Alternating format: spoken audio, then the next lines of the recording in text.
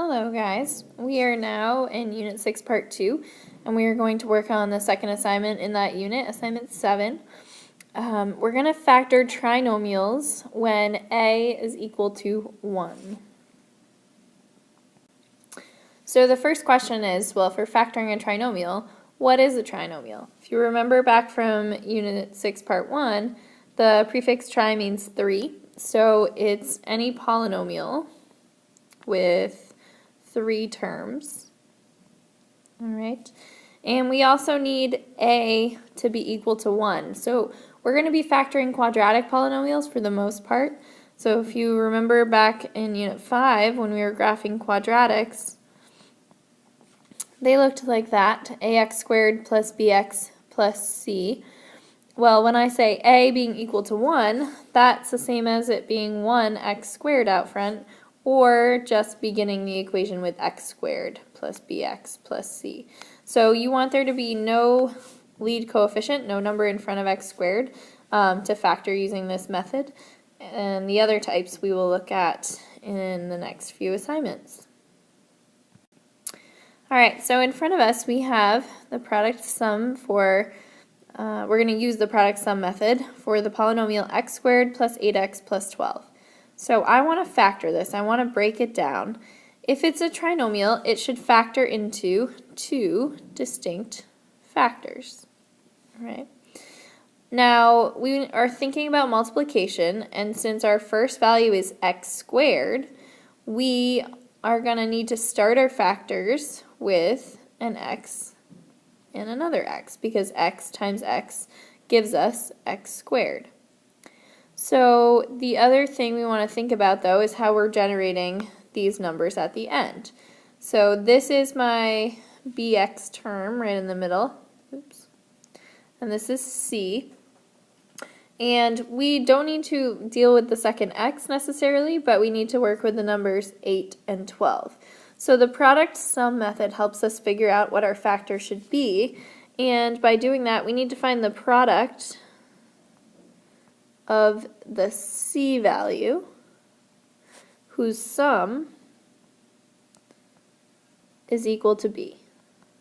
Okay, and so product meaning multiply, sum meaning add. So we need to find 2 numbers that multiply to c, and those same 2 numbers have to add to 8. So it's going to be really helpful for you to be quick with your multiplication facts. Grab a calculator if you're not so quick, but when I start this, I usually make a t-chart, and over here I'm going to first find numbers that multiply up to 12, and then I can see if they're going to add to positive 8. Well, we're only looking for 2 numbers, so stuff that multiplies to 12 is going to be 1 and 12, 2 and 6, or 3 and 4. Because it was multiplying to positive 12, I just included the positive values, but we also know a negative times a negative is going to give us a positive 12. So it could be negative 1 and negative 12, negative 2 and negative 6, or negative 3 and negative 4. So those are all my possible factors of 12. The only one that adds to 8 is positive 2 and positive 6. 1 and 12 gives me 13, 7, negative 13, negative 8, and negative 7. But the one that adds to positive 8, those are 2 and 6. So those numbers are what go into our factors. So our factors, if it's a positive 2, will be x plus 2. And if it's a positive 6, will be x plus 6. So what we're doing is we're really undoing a FOIL problem. We're reversing the FOIL. It's going to be the same answer as if you had x plus 6 times x plus 2. You're going to get the exact same value. So either of those answers, it doesn't matter which one you put first. Which factor you put first will be correct. Alright, so we're going to change this slightly. Now I want x squared minus 8x plus 12. So the only difference being that we have a negative 8 in the middle. And so because a is equal to 1, I can begin my factors with an x. And then I'm going to go over here and make my product sum chart. Sometimes if you can do it in your head, you don't need the chart, but that is up to you. And we need things that multiply to 12. This time they have to add to a negative 8. So if I pick 1 and 12, 2 and 6, 3 and 4, those are all adding up to positive numbers.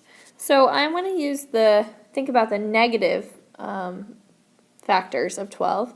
So negative 1 and negative 12, well, that multiplies to positive 12 but adds to negative 13.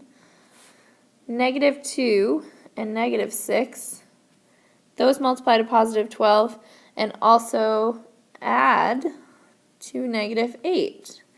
So there I've found my two numbers, and the only difference this time is that they're both negative. So in our factors we have x minus 2 and x minus 6. The next one is a little bit of a variation on that again. So this time when we make our product sum chart, I need numbers that multiply to negative 12, and they're going to add to negative 4. Well, when stuff needs to multiply to a negative, that means you're going to have one number positive and one number negative. So it may be negative 6 and positive 2, or positive 6 and negative 2. Might be negative 1 and positive 12, or positive 12, negative 12 and positive 1. It might be positive 3 and negative 4, or negative 3 and positive 4. So we need the one that's going to add to negative 4 right off the bat. I think I did it. So negative 6 plus 2 gives me negative 4.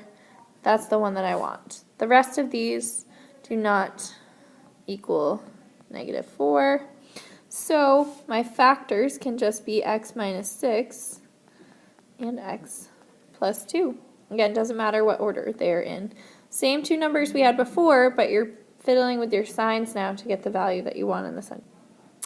Alright, and your last example of this, x squared plus 4x minus 12.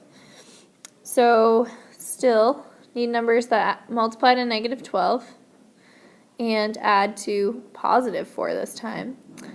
Well, last time we used negative 6 and positive 2, and that gave me negative 4.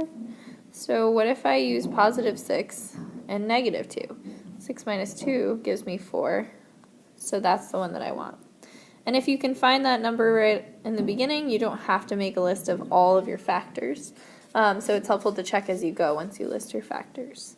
And that's all there is to it. It can get a little bit more complicated, but for the most part, you're just looking for your product and sum. And we'll work on some more challenging ones later on in the year.